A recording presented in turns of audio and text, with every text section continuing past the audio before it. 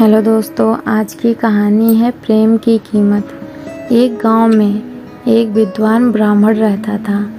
ब्राह्मण की धर्मपत्नी तो कुछ सालों पहले बीमारी के चपेट में आकर परलोक सिधार गई, लेकिन ब्राह्मण की एक सुंदर और सुशील बेटी थी जिसका नाम था चंद्रप्रभा।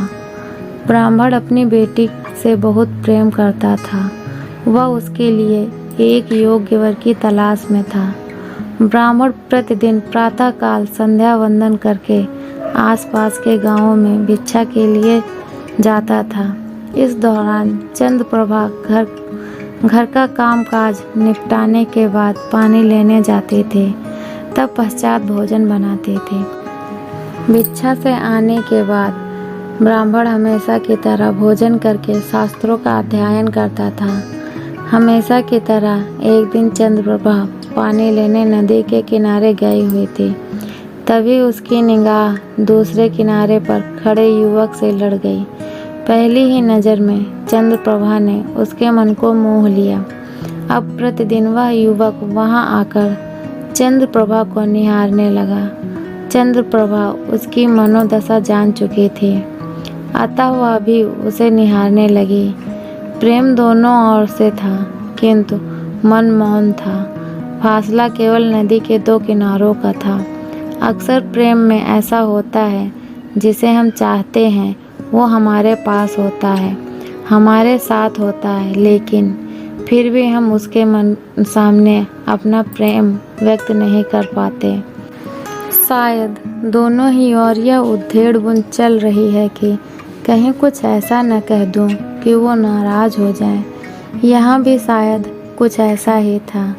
भय और संकोच, ये दोनों ही जो इंसान को मौन रहने पर मजबूर कर सकते हैं। संयोग से एक दिन इसी तरह एक दूसरे को निहारने में चंद्रप्रभा नदी में फिसल गई। उसके नदी में गिरते ही वह युवक भी नदी में छलांग लगा के कूद पड़ा और उसे पकड़कर किनारे तक ले आया और बोला, ध्यान से पानी भरा कीजिए, अगर डूब जाती तो क्या होता। मुस्कुराते हुए चंद्रप्रभा बोली, डूबती कैसे, आप जो थे। वहीं से दोनों का प्रेम मौन भंग हो गया। प्रेम तो था, किंतु चंद्रप्रभा ने मित्रता रखना ही उचित समझा। वह युवक प्रतिदिन मिलने आता था, कुछ समय बातचीत करता और चला जाता। चंद्रप्रभा भी अकेली थी, अतः उसे भी अपने सुख दुख का साझा करने के लिए एक मित्र मिल गया। एक दिन उस युवक ने चंद्रप्रभा के सामने अपने विवाह का प्रस्ताव रखा। चंद्रप्रभा ने कहा, मेरा विवाह मेरे पिता के अधीन है, उनसे बात करो। तो वह युवक दूसरे दिन आने की कहकर चला गया। दूसरे दिन वह चंद्रप्रभा के घर पहुंचा, जलपान किया। जलपान करने के बाद ब्राह्मण के आगे अपना मनोरथ रखा। ब्राह्मण विद्वान था। ब्राह्मण ने कहा कि तुम मेरी बेटी को जानते हो? उसने हाँ में उत्तर दिया। ब्राह्मण ने दूसरा प्रश्न किया, क्या तुम मेरी बेटी से प्रेम करते हो? उसने इसका भी उत्तर हाँ में दिया। अब ब्राह्मण बोला, यदि तुम मेरी बेटी से प्रेम करते हो तो प्रेम की कीमत चुकाओ। यह सुनकर युवक बोला, आप जो चाहे मांग लो, मैं देने के लिए तैयार हूँ। ब्राह्मण बोला, प्रेम करते हो तो प्रेम की कीमत भी पता होनी चाहिए। यह सुनकर वह युवक अवाक रह गया।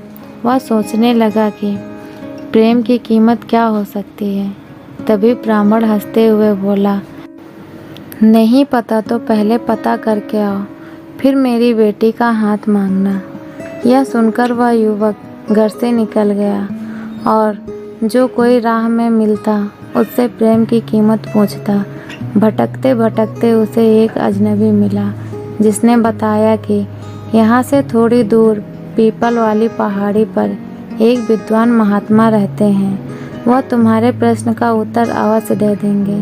वह दिन भर चलते चलते पीपल वाली पहाड़ी पर पहुँचा। पीपल के पेड़ के नीचे महात्मा जी ध्यान मुद्रा में बैठे थे, अतः वह उनके आंखें खोलने की प्रतीक्षा करने लगा। जैसे ही उन्होंने आंखें खोली, उस युवक ने जाकर उनको प्रणाम किया और बोला, स्वामी जी, मुझे एक प्रश्न का उत्तर जानना है। महात्मा जी बोले, बोलो, क्या प्रश्न है? तब युवक बोला, मेरा प्रश्न है कि प्रेम की कीमत क्या है? महात्मा जी हंसते हुए बोले, पगले, ये प्रश्न तो तू खुद ही है, पूछ जो तेरी कीमत है, वही तेरे प्रेम की कीमत है। उस युवक को बात समझ नहीं आई, अतः बोला, महात्मा जी, थोड़ा सरल शब्दों में समझाइए। तब महात्मा जी बोले, तू अपने शरीर से प्रेम करता है कि नहीं? युवक बोला, हाँ करता हूँ। तब महात्मा जी बोले, तो अपने शरीर की कीमत बता। तब युवक बोला, महात्मा जी, कैसी बातें करते हो? इस शरीर के बिना मेरा अस्तित्व ही क्या है? मेरे लिए यह अमूल्य है, मैं इसे नहीं बेच सकता। तब हंसते हुए महात्मा जी बोले, यही तेरे प्रश्न का उत्तर है। प्रेम भी अमूल्य है। प्रेम की कोई कीमत नहीं होती। प्रेम का कोई सौदा नहीं किया जा सकता। जहाँ प्रेम होता है वहाँ कुबेरों के खजाने भी खाली पड़ जाते हैं। तो फिर तू क्या चीज़ है? प्रेम की कीमत जो चुकाएगा, जिस प्रेम की कीमत होती है, वो प्रेम नहीं, सौदा है। युवक को उसका जवाब मिल चुका था। खुशी खुशी वह चंद्रप्रभा के घर गया और ब्राह्मण को प्रेम की कीमत बताई और प्रेम की कीमत चुकाने के लिए अपने घमंड के लिए क्षमा मांगे और बोला, हे ब्राह्मण, प्रेम में मैं स्वयं को चुकाने के लिए तैयार हूँ। ब्राह्मण को युवक के सच्चे प्रेम पर विश्वास हो गया। उसने अपनी बेटी और उस युवक दोनों की शादी करवा दी। प्रेम अमूल्य है, इतना ही काफ़ी है। अगर मेरी यह कहानी आपको अच्छी लगी है तो प्लीज़ वीडियो को लाइक करें, शेयर करें और हमारे चैनल को सब्सक्राइब करें। कहानी सुनने के लिए आपका बहुत बहुत धन्यवाद।